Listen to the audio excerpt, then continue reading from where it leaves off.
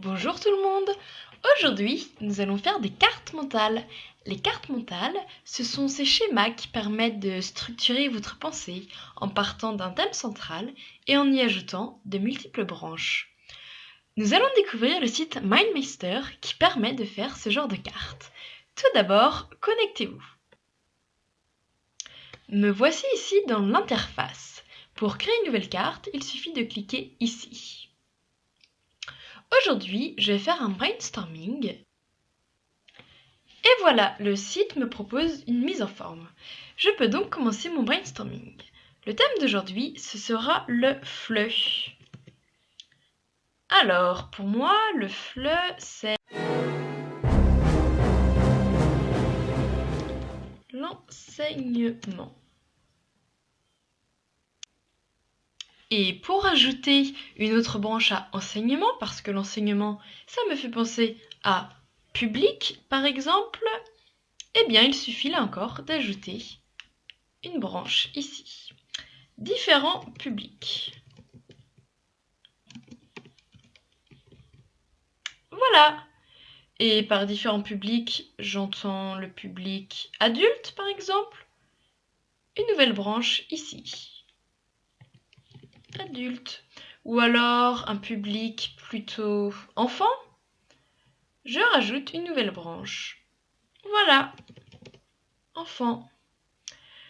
Mais le FLE, ça me fait aussi penser au domaine de l'édition. Donc je reviens sur mon thème central et j'ajoute l'édition. Et l'édition, ça me fait penser à différents publics, adultes, enfants. Puisque c'est déjà écrit, je peux ajouter une relation d'idées ici.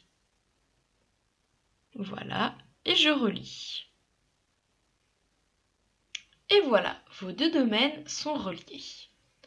Alors, c'est une carte assez simple, je voulais vous montrer comment ajouter de nouvelles idées. Maintenant, j'aimerais vous montrer comment personnaliser cette carte.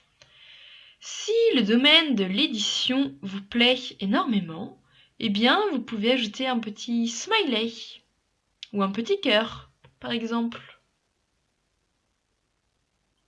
Voilà. Maintenant, je voudrais illustrer la notion de FLE avec une image. Je clique donc sur la bulle le FLE. Je clique sur Image, Ajouter une image. Vous pouvez sélectionner l'une de ces images. Ou bien vous pouvez charger une nouvelle image, prendre une image du web, dessiner une image si vous avez l'âme artiste, ou alors sélectionner d'autres images de la bibliothèque. Je vais ajouter une image du web.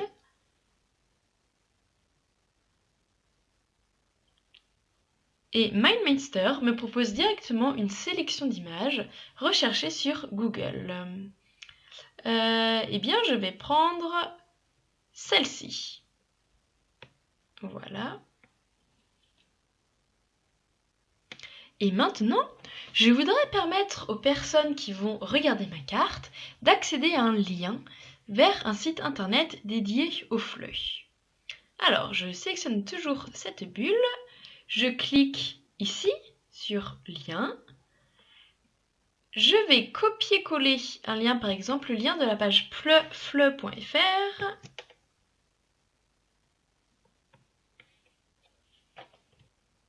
Et voilà, mon lien est créé grâce à cette petite flèche. Il s'ouvrira dans une autre fenêtre. Avec MindMeister, vous pouvez également intégrer un fichier si vous avez un document, par exemple, qui est rattaché à l'un des mots proposés.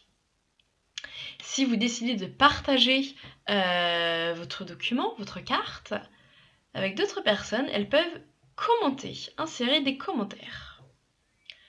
Et elles peuvent aussi voter suivant la pertinence de ce que vous avez proposé.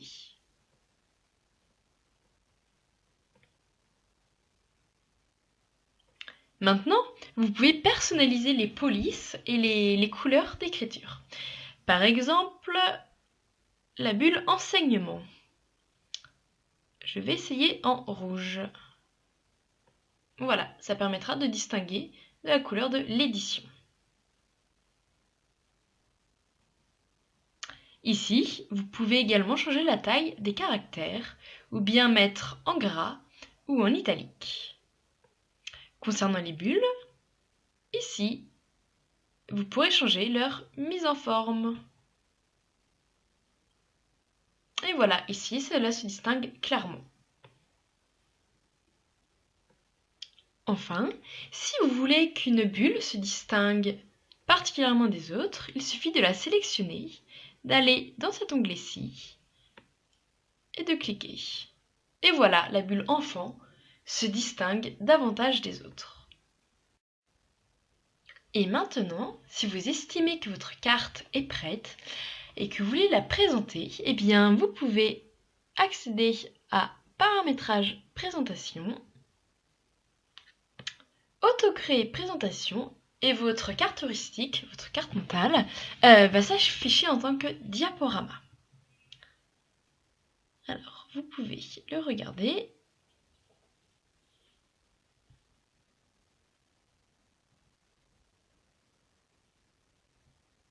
Voilà, et vous pouvez expliquer à vos collaborateurs ce que vous avez écrit.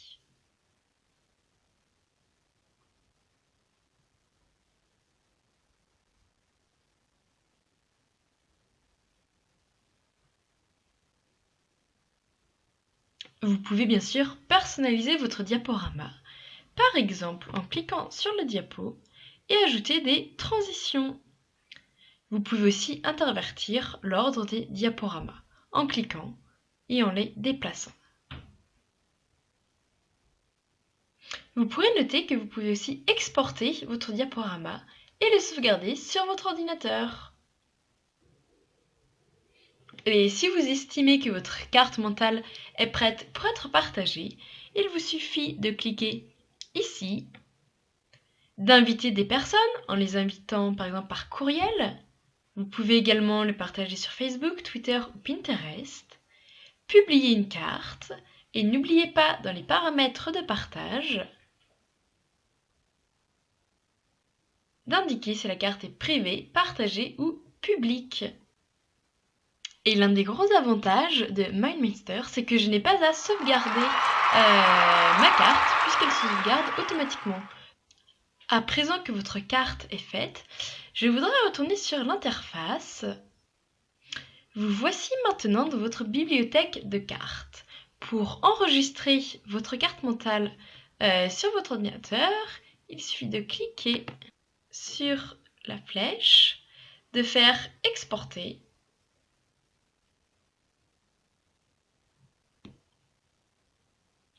Et vous pouvez maintenant choisir le format qui vous plaît. Exporter.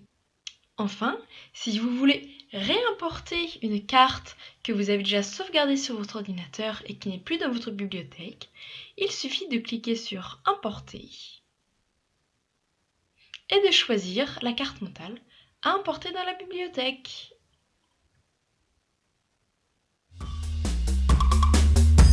Je vous souhaite de réaliser de belles cartes mentales sur MindMeister.